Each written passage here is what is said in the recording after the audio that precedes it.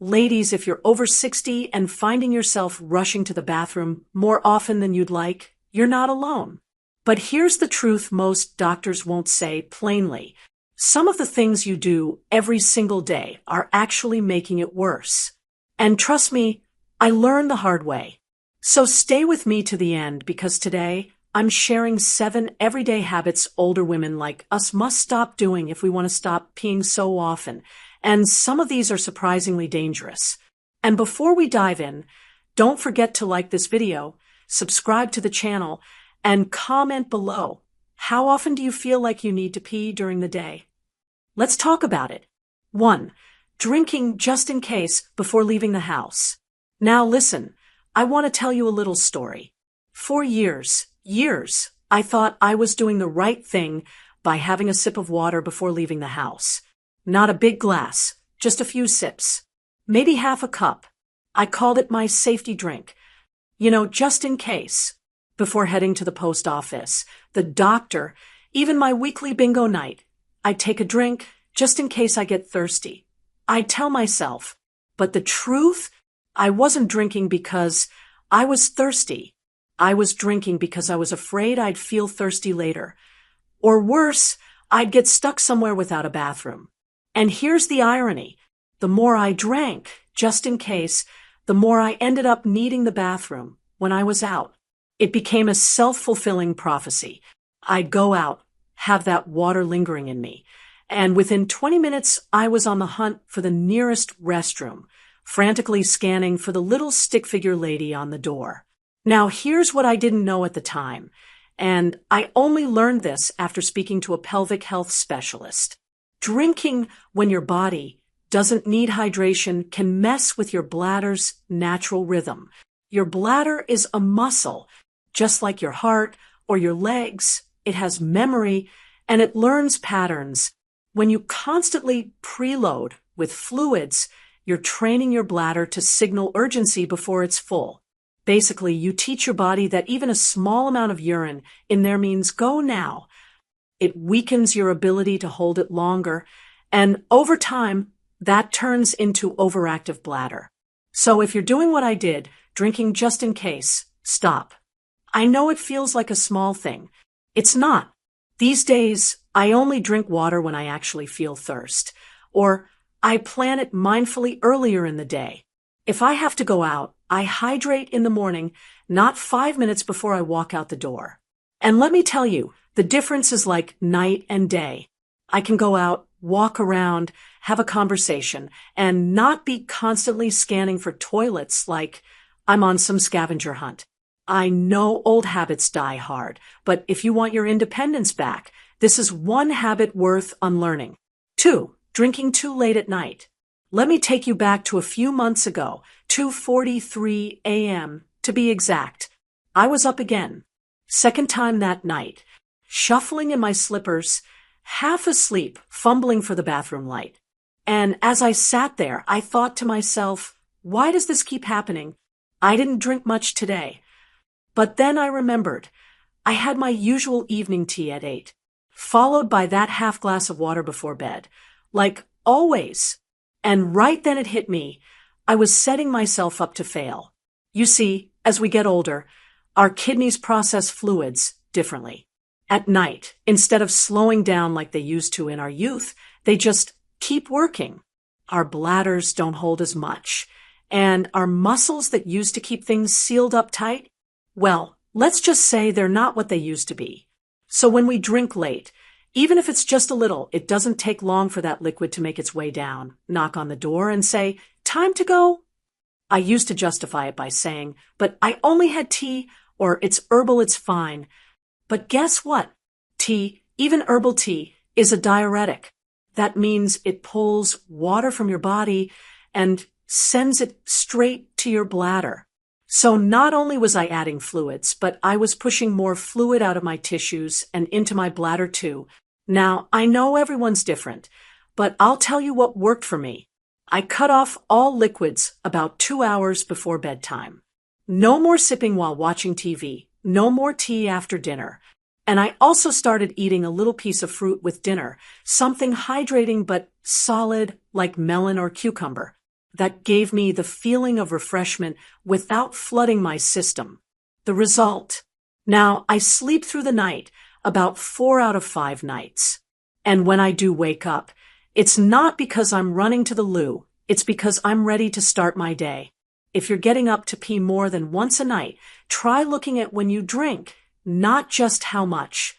Nighttime hydration might seem harmless, but for us older gals, it can make all the difference between a restful night and a restless one. 3. Sitting too long without moving, the silent bladder saboteur. Let me tell you a little secret no one told me when I hit 65. Your bladder health isn't just about what you drink. It's also about how long you sit. Now, I know what you're thinking. I'm retired. I deserve to sit and relax. And I agree. After a life of raising kids, working jobs, cleaning homes, and running errands, we do deserve some peace and quiet. But here's where I went wrong, and maybe you're doing the same. During lockdown, like many of us, I got comfortable. I had my cozy recliner, my knitting basket, my favorite crime dramas queued up on the TV. Some days, I swear I barely moved between breakfast and dinner except to shuffle to the kitchen or the loo. And I thought, well, I'm not overexerting myself. That's got to be good, right? Wrong. What I didn't realize at the time was that my bladder was paying the price. You see, when we sit for long periods, especially in soft chairs or slouch positions, our pelvic floor muscles don't engage the way they should. Those are the muscles that support your bladder, bowels, and uterus. They're like a little hammock holding everything in place. Now, imagine that hammock gets weak. Things sag. Control weakens. Suddenly, you're getting that gotta go feeling more often, or worse, experiencing leaks when you laugh or cough. What's more, prolonged sitting reduces blood flow to the lower abdomen. That slows healing and tissue repair. And if you already struggle with urgency or incontinence, this makes things worse, not better. So what did I do? Well, I didn't go out and join a gym. That's not my style. But I made a promise to myself. Every 30 to 45 minutes, I'd stand up, even if it's just to fold a towel, stretch my arms, or walk to the mailbox. I started putting on music and dancing while cooking, just little movements. Nothing fancy. I also switched from my beloved squishy recliner to a firmer chair for part of the day, one that encouraged me to sit upright and engage my core. It felt weird at first, but my posture improved, and so did my bladder control. Now, don't get me wrong, I still enjoy my cozy corner. But now, I earn it with little movements throughout the day. And my bladder? Much calmer, much quieter. Almost like it's thanking me for finally paying attention to what it needs. So if you find yourself sitting for hours on end, start small. Set a timer. Walk to the other room. Squeeze your shoulder blades together. March in place during commercials. Trust me, your bladder will notice the difference, even if it doesn't say thank you. 4. Holding it too long. The dangerous pride of the older woman. This one's going to sting a little because it hit me right in my pride. You see, I used to think holding my pee in for long periods was a sign of strength. It meant I was in control. It meant I wasn't one of those old women who are always running to the bathroom. So I'd wait. In the car, I'd clench and breathe. At church, I'd pray a little harder and sit still.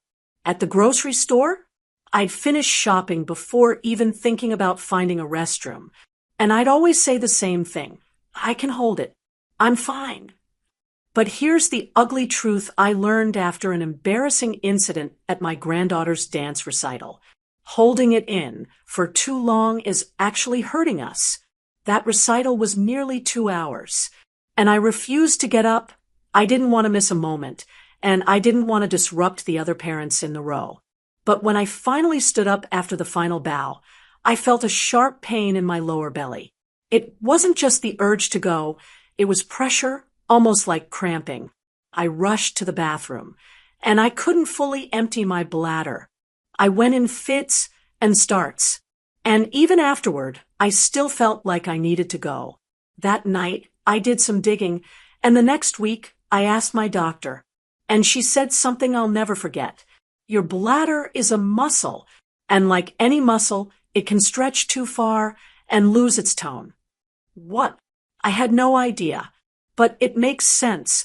When you constantly overfill your bladder, it becomes less responsive. The nerves get confused. The muscle stretches out and doesn't contract properly. You might even develop something called urinary retention, where you can't empty your bladder completely. And guess what? That leads to infections, leakage, and even long-term damage to your kidneys. I was shocked.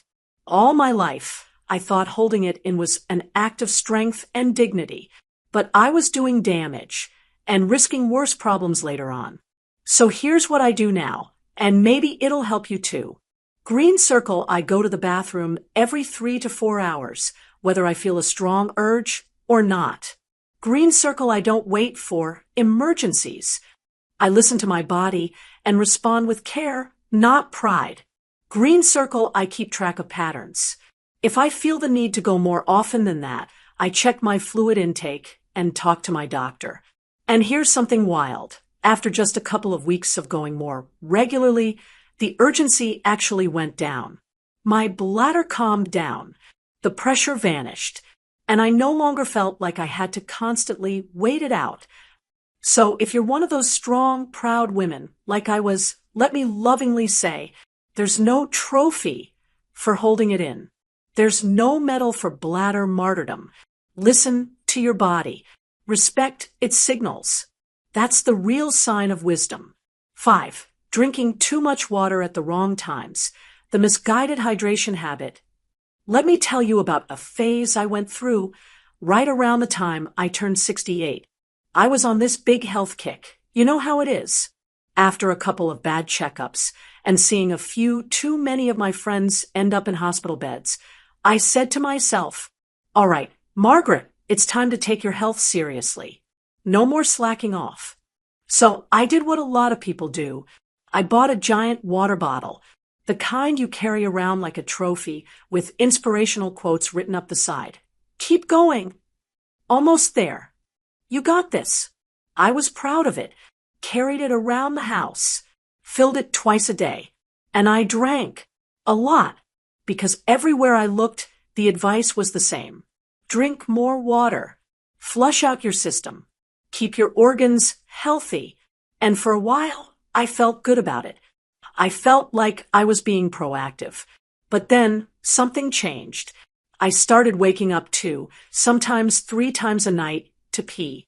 At first, I thought it was just part of getting older. Then I started tracking when I drank. And that's when it hit me. I was downing most of my water in the late afternoon and evening, after dinner. Especially, I'd sip constantly until bedtime. I thought it was helping digestion or cleansing my system. But what I didn't realize, and no one ever told me, is that older kidneys don't process fluids the same way. As we age, our bodies become less efficient at balancing fluid levels, especially overnight. So what happens when you drink a liter of water at 7 p.m.? Your poor bladder gets to work just as your body's trying to sleep. And let me tell you something else. Ladies, those nighttime bathroom trips are not harmless. Every time you get up in the dark, you're risking a fall. You're disturbing your REM sleep. Your heart rate spikes. Your balance is off. And over time, this lack of rest can affect everything from memory to mood to immune function. It's not just annoying, it's dangerous. So what did I do? I changed when I drink water, not just how much. Green Circle, I drink a full glass first thing in the morning. Green Circle, I sip steadily throughout the day, not in big gulps. Green Circle, but after 6 p.m., I slow down. If I'm thirsty at night, I take small sips, not a full bottle. I still hit my daily hydration goal, but now my bladder isn't in crisis mode every time I lie down. So here's my advice to every older woman out there. Backhand index pointing, right? Stop guzzling water late at night. Backhand index pointing right. Respect your bladder's natural rhythm. Backhand index pointing right. And most of all, don't fall into the trap of more is better. Sometimes smarter is safer. 6. Eating the wrong foods that trigger your bladder. The sneaky saboteurs in your kitchen.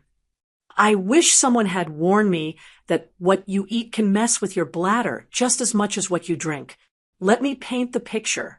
Every Friday for years, I had this little ritual. My daughter would come over after work. We'd order Thai food, always spicy green curry for me, and we'd watch a movie together. A lovely little tradition, except I always had to excuse myself halfway through the film. Then again, before bed. Then again, at 1 a.m. And by morning, I felt like I hadn't really slept, just napped between bathroom breaks. At first, I chalked it up to aging. Then I thought maybe it was just the wine. Then I started keeping a food journal. Let me tell you, the patterns were undeniable. The nights I had curry, tomato-based pasta, citrus salad, or even just a bit of dark chocolate, my bladder turned into a drama queen. Here's what I learned. Right arrow, spicy foods like chili and pepper, they irritate the lining of your bladder. Right arrow, acidic foods like tomatoes and oranges can cause inflammation in sensitive urinary tracts. Right arrow, caffeine in coffee, tea, chocolate acts as a diuretic. It increases urine output and makes you feel more urgent. Right arrow, artificial sweeteners. Even the ones in sugar-free gum or drinks can trigger frequency and urgency, especially in women over 60. Right arrow, and yes, even wine and bubbly water can stir things up. It's not just the alcohol, it's the carbonation and acid. No one wants to hear this. Trust me, I didn't. But once I started eliminating just a few of these triggers, the difference was shocking. My urgency dropped. I slept better. And the best part, I didn't feel ruled by my bladder anymore. That's a big deal. Now, I'm not saying you can never have chocolate again, or that a spicy taco will ruin your life. But it's about balance, awareness, timing. What I do now is this. Green circle, I save spicy or acidic treats for lunch, so they're out of my system by bedtime. Green circle, I limit artificial sweeteners. And I read labels like a detective. Green circle, I switched from nightly wine to an herbal tea that calms my bladder. Chamomile is my favorite. And here's the amazing part. I don't feel deprived. I feel empowered because I'm no longer guessing, no longer wondering why I'm peeing every 20 minutes, no longer waking up 5 times a night and blaming it on just getting older. It's not always age, my friends. Sometimes it's just what's on your plate. 7. Ignoring pelvic floor health, the silent sabotage no one talks about. Now, I'm going to talk about something that most older women shy away from. It's not pretty. It's not glamorous. But it's one of the biggest reasons we're peeing more often, and nobody warned us about it. Let me start with a memory. I was standing in line at the grocery store. You know, one of those long afternoon lines where you start shifting your weight from foot to foot because you've been standing too long. Well, I sneezed. Just once. And that was all it took. Right there, in public, I felt the unmistakable warmth, that tiny leak you pray no one notices. I was mortified. I left my groceries behind, drove home in tears, and for days afterward, I felt ashamed, like my body was betraying me. It wasn't until I finally opened up to my doctor that I learned the truth. Margaret, she said, this is your pelvic floor, waving the white flag. Now, if you don't know what the pelvic floor is, you're not alone. No one taught us this in school. No one brought it up after childbirth. And certainly not once we hit menopause. But let me tell you something. Right arrow, your pelvic floor is the sling of muscles that supports your bladder, uterus, and rectum. Right arrow as we age, especially postmenopause. Those muscles weaken just like the rest of our body. Right arrow, and when they weaken, you lose control. You experience leaks. urgency. That barely made it feeling. But here's what no one told me. You can strengthen it. Just like lifting light weights helps keep your arms strong, there are gentle exercises that rebuild your pelvic floor. They're called Kegels. And they're not just for young women after childbirth. They are life-saving for women over 60. I started small. At first, I wasn't even sure I was doing them right. So I went to a pelvic floor physiotherapist. And let me tell you, that appointment changed everything. She taught me how to green circle engage the right muscles without squeezing my belly or thighs. Green circle breathe properly while doing the exercises. Green circle create a daily routine I could do while brushing my teeth or watching the news. And guess what happened? Heavy check mark, fewer leaks. Heavy check mark, less urgency. Heavy check mark, more confidence. But even more than that, I stopped feeling powerless. Too many women accept bladder issues as their fate. They whisper about pads and leak-proof underwear like it's our destiny. But I'm here to tell you, it doesn't have to be. You don't have to spend your golden years scouting out the nearest restroom or avoiding social events just in case. You can rebuild. You can restore strength. And you can reclaim control. So if no one else has told you this today, let me, as a fellow older woman who's been there, backhand index pointing, right? Your bladder problems are not just age. Backhand index pointing, right? They're a signal, not a sentence. Backhand index pointing, right? And with just a little effort, a little consistency, and a willingness to learn, you can feel strong again. Start slow. Seek help. But please don't ignore your pelvic floor. Your future self will thank you. If you've made it this far, I want to thank you. Not just for listening, but for caring about your health, your dignity, and your future. Because let's be honest, getting older isn't easy. But when we share these little-known truths with one another, when we stop suffering in silence, we take back our power. If you found this video helpful, I'd love for you to do 3 things. Speech balloon, leave a comment, and tell me which of these 7 things surprised you the most. Thumbs up like this video so more women like us can find it. Email, and most importantly, sign up for my Savvy Senior newsletter. It's where I share weekly wisdom, personal stories, and powerful tips just like these, all designed for smart, strong women over 60 who aren't done living. Thank you for being here. Take care of yourself and your bladder. See you in the next one.